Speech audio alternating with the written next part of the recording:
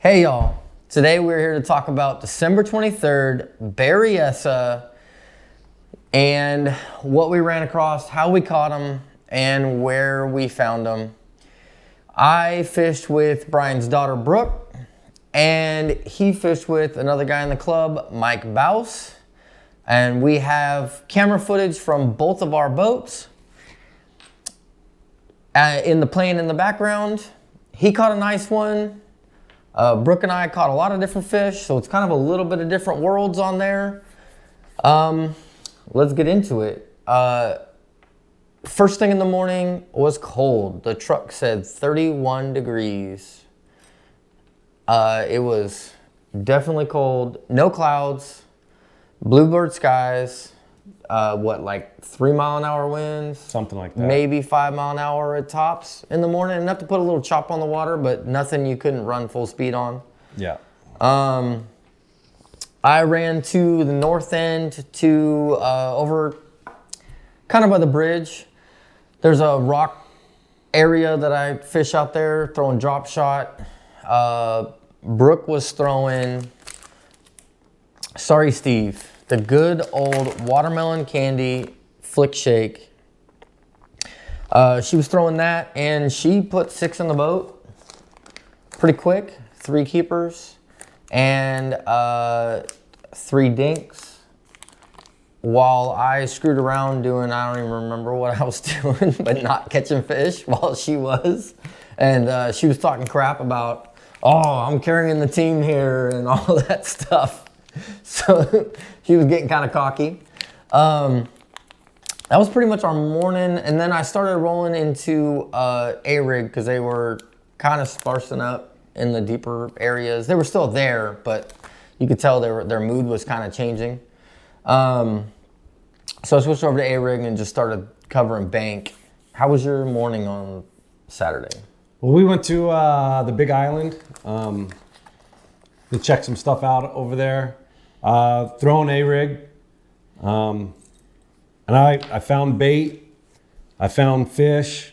And they were following it, but not committing really. And then I had a fish following it and I killed it. Yeah. Just stopped reeling, let it sink, and then yo-yoed it right back up, and immediately I got a couple fish. Triggered it. Yeah, I was triggering the bite with the A-rig. I caught a couple down there, but then I was like, they're not the right size. Yeah. They're all smaller fish. So I moved. I went towards the east side, started playing in some trees, throwing an A-rig, and almost immediately I picked up a 2.7. Yep, smallmouth. Smallmouth. Yep. I just started burning bank. I did get questions. People were asking me about how we rig our A-rigs. I do it a little bit different than he does. I have the center pin twist locks on here that I put the baits on. I just spin them on, and then that'll hold them up. And then I take the swivels off, or I take the snaps off, sorry, and I put split rings on there. Hopefully that's not blurred out. And I just go direct to the swivel. And that's all I do modification wise. He leaves the snaps on and he just puts the bait right to the snaps. Yeah. But he does switch out split rings on there because those snaps will fail on you. On the middle one, I put 2 split rings, and I used the oval. The oval split rings? Oval split rings, and I put 2 on here just to push that bait just a little bit further back. Yep, and this is Flesh Mob Junior. It's the best bang for buck. You do have to watch your wires. If you cast it out and you have to put a wire back up, retire the A-rig, you're about to break it off on a fish. Yep. If you're not in a tournament, great. If you're in a tournament, don't do that. But you can tell these wires will get weak and they'll kind of bend themselves back. With that said, this is actually cut off of my rod. It's got 1 thread fin and then the rest are rainbow shad. It's 3.3s, teasers are 2.8s. And I was throwing those, actually, this Brooke caught her first A-rig fish on this exact A-rig. And again, that was up in the trees on the east side, and it was also a smallmouth. So they definitely were up there, and then I was seeing the same thing. They were following it, wouldn't commit to it. We'd be throwing it through there, and you could actually, if you shot it on forward scan, you could actually see the bait coming through the column and the fish underneath it following the ground. Tracking. Just tracking it. You kill it, and they would kind of rise on it. I never got to trigger the bite. He did get to trigger the bite. But they just rise on it.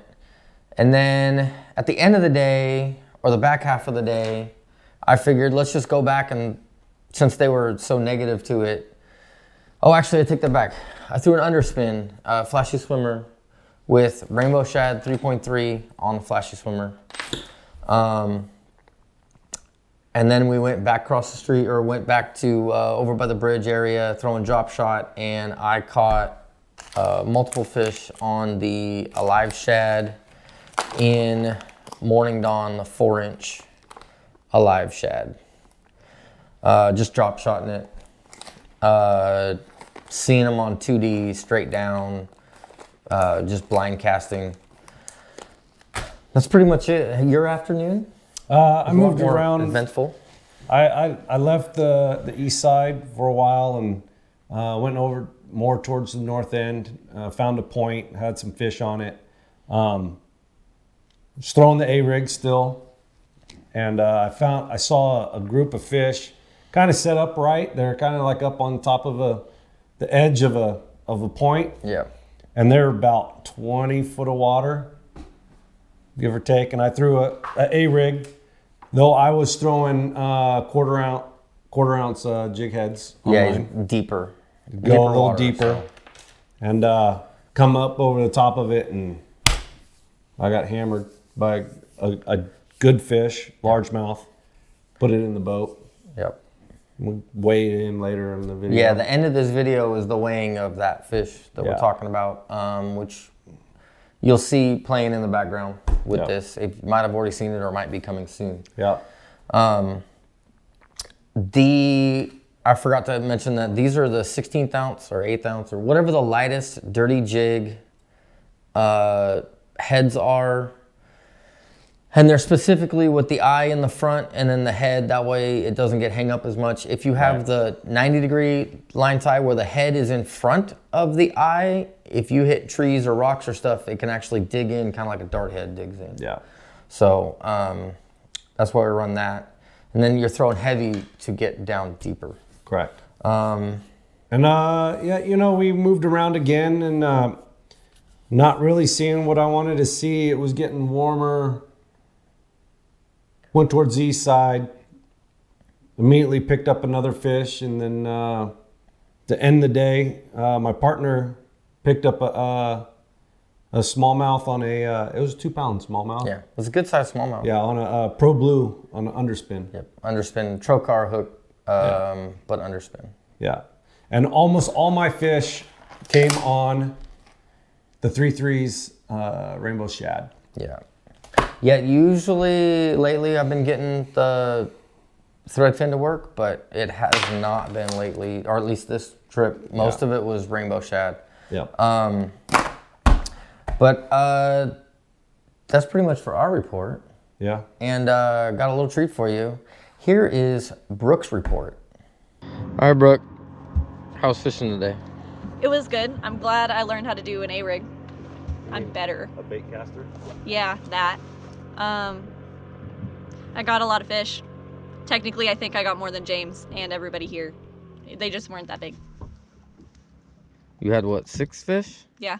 6 fish, 3 keepers? Mm-hmm. What'd you learn today? How to throw and actually cast without seagulling it. Without spiking the ball? Yeah. What else did you learn? How to actually stand up front and how to tie it after I break it. You did a good job today. Thanks. You did awesome. First A-rig fish. For those of you guys who don't know, that guy in the front, he's... How many A-rig fish have you caught, Mike? Today or in Ever? Ever? 2. 2? Well, Brooke's halfway there. 1 was a striper. And 1 was a striper. Brooks tied him. Day 1. In day 1. Day 1. And can only cast like 20 feet. Yeah. So now you've seen what we did. You've seen what Brooke says. That's pretty much it. Any questions, leave them down below. Hit me up on Instagram. Any comments, more than welcome to have it. If you enjoyed this video, hit the like button. And until next time, stick around for his weigh-in, and I hope you get him. Ooh, the crowd goes wild. Oh yeah, that's a lot wider than I thought it was earlier.